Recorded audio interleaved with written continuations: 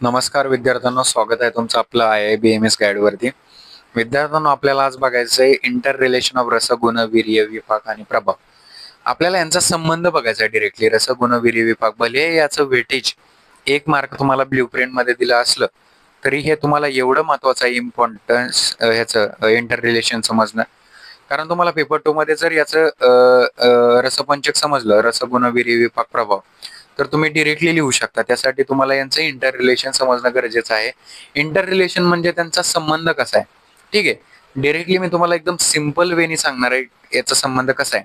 बघा, पहिले तर तुम्ही हा जो चार्ट दिलाय त्याच्या आधी 3-4 गोष्टी समजून घ्या. पहिली गोष्ट विपाकाची आणि दुसरी गोष्ट वीर्याची. ठीक आहे, बघा, तुम्हाला पहिले ना कोणतंही द्रव्य दिलं की त्याचा रस समजणं गरजेचं आहे. त्या रसावरून तुम्ही बऱ्याच गोष्टी काढू शकता. बऱ्याच म्हणण्यापेक्षा रस समजले तुम्हाला गुण काढू शकता, विपाक काढू शकता, वीर्य काढू शकता आणि प्रभाव पण काढू शकता. ते कसं या लेक्चर मध्ये आपण बघणार आहोत. विपाक बघा, कधी पण मधुर आणि लवण रस असतील तर त्यांचा विपाक मधुर असतो. जर आम्ल रस असेल तर त्याचा विपाक आम्ल असतो. जर तिक्त कटू कषाय रस असतील तर त्याचा विपाक कटू असतो. ठीक आहे, हे बघितलं. दुसरी गोष्ट वीर्यासाठी, जर मधुर, तिक्त आणि कषाय हे जर रस असतील तर त्याचं वीर्य कसं असतं, शीत. आणि जर आपल्याकडे आम्ल, लवण, कषाय हे जर रस असतील तर त्यांचं वीर्य कसं असतं, उष्ण. या दोन गोष्टी समजून घ्या वीर्यासाठी. त्यानंतर बघा, पहिले काय काढायचं, रसावरून तुम्ही काय काढू शकता, गुण काढू शकता. रसावरून विपाक काढू शकता. त्यानंतर रसावरून तुम्ही वीर्य काढू शकता आणि प्रभाव पण काढू शकता. प्रभाव म्हणजेच काय रे, प्रभाव म्हणजेच काय सांगता येईल तुम्हाला आता. मी जर म्हटलं एखाद्या द्रव्य आहे त्याचं विपाक मधुर आहे. मधुर आहे म्हणजे त्याचा प्रभाव जर मी बघितला, दोषज प्रभाव, तर मधुर विपाक काय करेल रे, नॉर्मली कफवर्धन करेल. कफवर्धन करेल तो कसा असतो, बल्य असतो. म्हणजे आपल्याला बल्य प्रदान करेल, बल प्रदान करेल. तेच या ठिकाणी चार्ट मध्ये यांनी सांगितले. बघा, पहिले तर तुम्ही रस आयडेंटिफाय केला. आता तुम्हाला रस समजला, मधुर रस आहे. मधुर रसचा मी तुम्हाला काय सांगितलं, विपाक काय असतो, मधुर असतो. आणि मी काय सांगितलं होतं, मधुर अजून काय, मधुर अजून काय सांगितलं, तिक्त आणि कषाय. बरोबर, मधुर, तिक्त, कषाय हे जे रस आहे त्यांचं वीर्य काय असतं, शीतवीर्य असतं. बरोबर. दुसरा बघा, मधुर मग रस आहे. परत आपण रसामध्ये रसांचं पंचभौतिक संघटन बघितलं होतं. मधुर रसाचं पंचभौतिक गुण गुण काय असतात, गुरु, शीत, स्निग्ध. मधुर रसाचं हे काय पंचभौतिक संघटन, जल आणि पृथ्वी. या पंचभौतिक संघटनावरूनच हे गुण काढले. बघा ना, गुरु आणि गुरु गुण कशाचा आहे, पृथ्वीचा आहे. आणि शीत आणि स्निग्ध गुण कशाचा आहे, जलाचा आहे.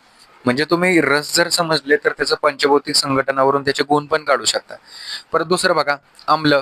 आम्ल जो रस आहे त्याचा विपाक कोणता असतो, आम्ल. आणि आम्ल जो रस आहे त्याचं वीर्य कसं असतं, उष्ण. हे जे मी तुम्हाला खाली सांगितले ना, मधुर, तिक्त, कषाय हे जे रस आहे त्यांचं वीर्य शीत, आम्ल, लवण, कटू या तिन्ही रसांचं वीर्य उष्ण. आणि विपाकामध्ये पण या 3 गोष्टी, पहिली, दुसरी आणि तिसरी, या 3 गोष्टी लक्षात ठेवा. याच्यावरून तुम्ही काढू शकता. लवण रस, लवण रसाचा विपाक मधुर, वीर्य उष्ण आणि गुण गुरु, उष्ण, स्निग्ध. कटू रस, कटू रसाचा विपाक कटू विपाक आणि वीर्य काय झालं त्याचं, उष्ण. त्यानंतर तिक्त रस, तिक्त रसाचा विपाक काय मी सांगितलं होतं, कटू, तिक्त, कषाय तिन्ही रसांचा विपाक काय असतो, कटू असतो. समजलं. आणि बघा, कटू काय म्हटलं होतं, कटू रसाचा वीर्य उष्ण, तिक्त रसाचं वीर्य शीत, कषाय रसाचं वीर्य शीत. त्यानंतर त्यांचे गुण इकडे दिले तुम्हाला. म्हणजे जर तुम्हाला रस समजला तर तुम्ही त्याच्यावरून वीर्य काढू शकता, विपाक काढू शकता आणि सर्व गोष्टी काढू शकता. आणि इकडे काय दिलंय मी तुम्हाला, प्रभाव दिलाय. प्रभाव म्हणजेच काय, इथं काय म्हटलंय, रसदोषी संबंध त्याच्यावरनं सांगू शकता. रसदोषी संबंध काय होता रे, तोच परत मधुर,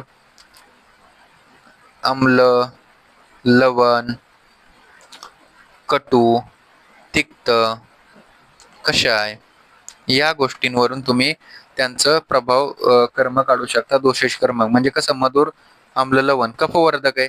कफवर्धक आहे म्हणजे मधुर जर रस आला आपल्याला समजला, त्याचा मधुर विपाक असेल तर कफवर्धक आहे. आम्ल पण कफवर्धक आहे, लवण पण कफवर्धक आहे. परत आम्लापासून खालचे 3 कसे आहेत, पित्तवर्धक आहेत. आणि कटूपासून खालचे 3 कसे आहेत, वातवर्धक आहेत. म्हणजे तुम्हाला जर यांचा विपाक समजला, जो विपाक आहे त्यानुसार तुम्ही कोणाचं वर्धन आणि कोणाचं क्षयकर आहे हे तुम्हाला समजून जाईल. हे आहे इंटर रिलेशन बिटवीन गुण, रस, वीर्य आणि विपाक आणि प्रभाव. समजलं. हे समजण्याच्या आधी तुम्ही दोन गोष्टी समजून घ्या. कोणता रस असल्यावर कोणता विपाक तयार होतो आणि कोणता रस असल्यावर कोणतं वीर्य तयार होतं. त्यानुसार कोणता रस असल्यावर त्याच्यानुसार पंचभौतिक संघटन काय आणि त्या पंचभौतिक संघटनावरून कोणते गुण आपल्याला माहित आहेत, या गोष्टी आपण सर्व लिहू शकतो. तर हे झालं तुमचं एंटायर रिलेशन. पेपर 2 साठी जेव्हा तुम्हाला द्रव्याचं रसपंचक लिहायचं असेल त्यावेळेस या गोष्टी तुम्हाला खूप कामाला येणार आहेत विद्यार्थी मित्रांनो. ठीक आहे. तर या ठिकाणी आपलं इंटर रिलेशन हा टॉपिक कंप्लीट झालेला आहे. तर भेटूया अशा नवीन लेक्चरमध्ये. परत एकदा स्टे हाय ॲट युअर